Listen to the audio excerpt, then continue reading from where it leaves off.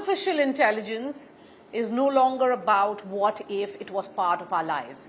We are right in the middle of it, in the thick of artificial intelligence. And right here in Dubai at the World Government Summit, we have a fascinating person to interview.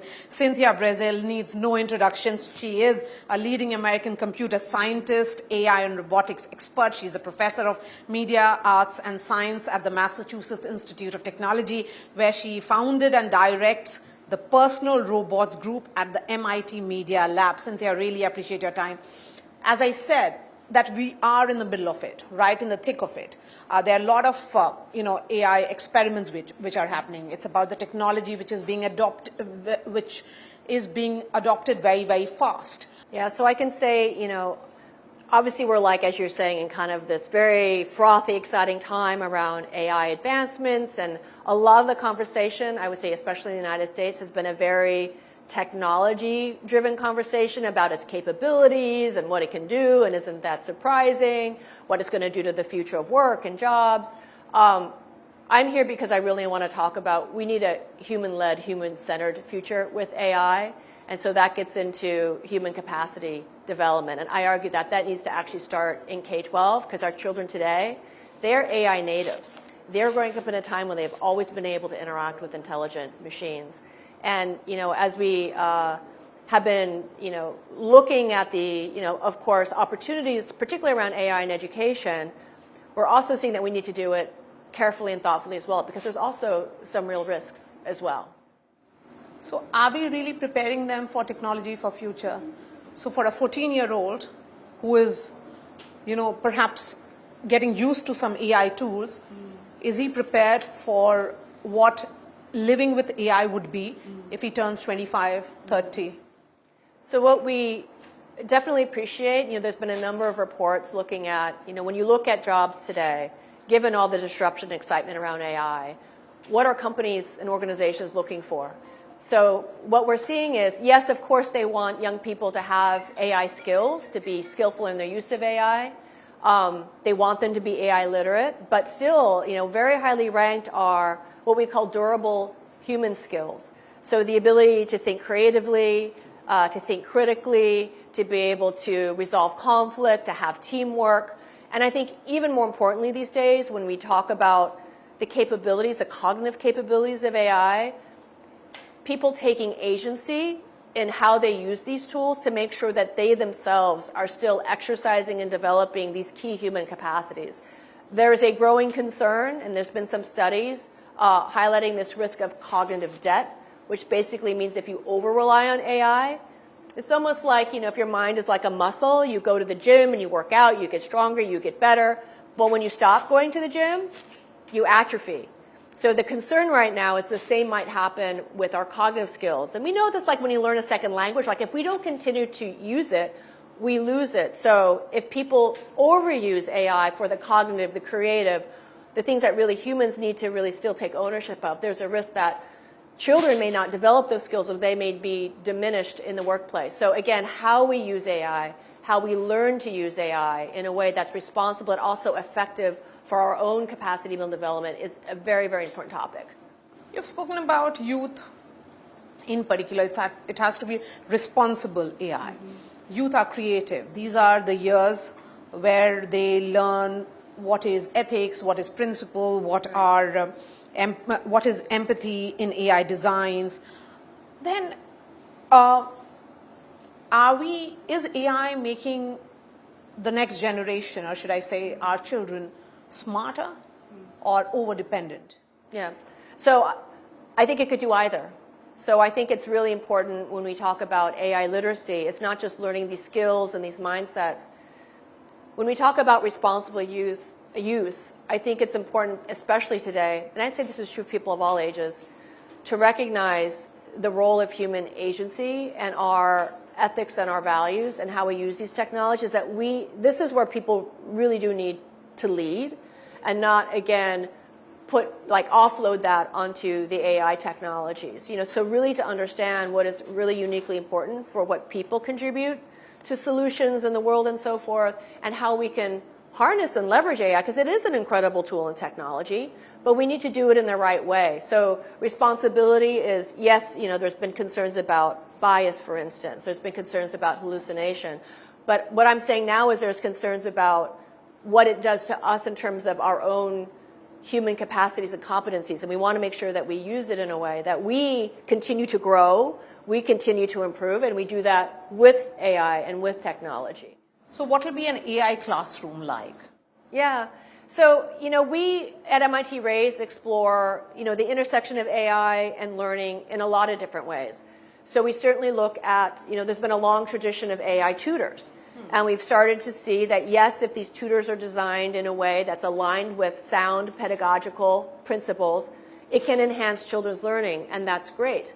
But what I've just shared with you is now how children actually use these tutors and interact with them is also really important, not to over-rely on them. Just take agency and appreciate the importance of their own productive struggle and learning. Because it's often when you make mistakes, when something's hard, that's when you really, develop a much more full understanding of something, and that also is meaningful to you. So we want to make sure that children understand the importance of productive struggle and take ownership of their learning. We also want children to be creative makers and designers. That's right. So we want everyone to feel empowered to be able to make a better world with AI. It's a very kind of MIT ethos. And we've been designing a whole range of child-friendly, accessible toolkits, block-based coding toolkits that allow kids to actually make some pretty sophisticated projects using AI. And so now we talk about computational action. So it's not just learning through projects or learning through making, but learning by making a difference. So thinking about the world, thinking about your community. Children really, they have hearts of gold. They want to make a better world, and they don't want to have to wait until they're an adult to do that.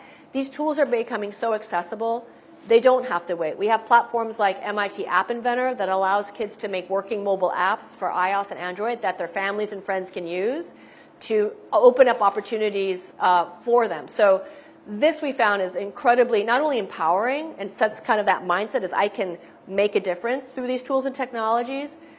It energizes all of their learning because now they know what I'm learning right now is relevant because I can help someone with what I'm learning. So this idea of computational action, I think, it's a powerful new kind of pedagogical paradigm. So is it making them use it as a leverage or more in the sense like it works better for their minds, or is it making them more dependent? So we have developed a lot of curriculum, again, tools and pedagogical approaches that we basically, really want to foster children's innovative spirit so that they are the creative makers, critical thinkers about the solutions they're trying to create with these AI tools and technologies, and being a very active, agile participant in that process to be able to work with peers. We have a lot of project-based learning in groups. That's where they also hear different ideas, hear different perspectives, develop those human skills.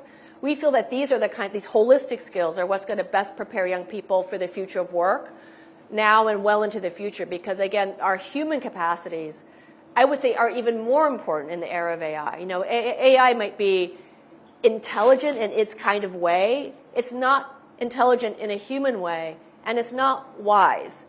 Right? And we need, our humans need to bring wisdom to what we create as well. And that is, I think, a very important place that humans should never relinquish to a machine. So you are of the opinion that they will not, or are you of the opinion that social AI and those qualities which is very human-centric will finally make human smarter than the AI?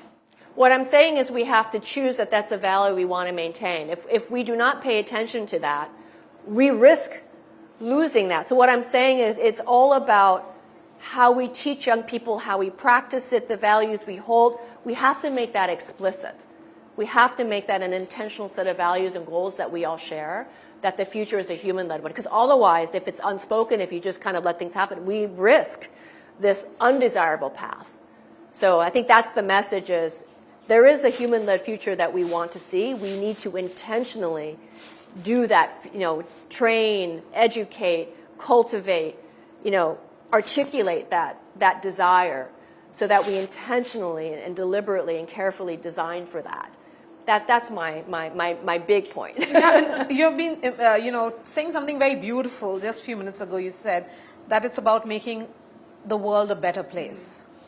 How much have you achieved it, and how much are you hoping to achieve that? Yeah, so I can tell you, so through our curriculum, we often have events where we have students of all ages present their designs that they've created to solve problems with artificial intelligence.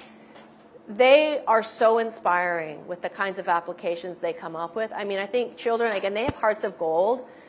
You see the care, the compassion, the empathy they have with people all around them. We've seen children, again, with, again, these sophisticated AI tools integrated into these child-friendly coding software kits. They do things about better climate.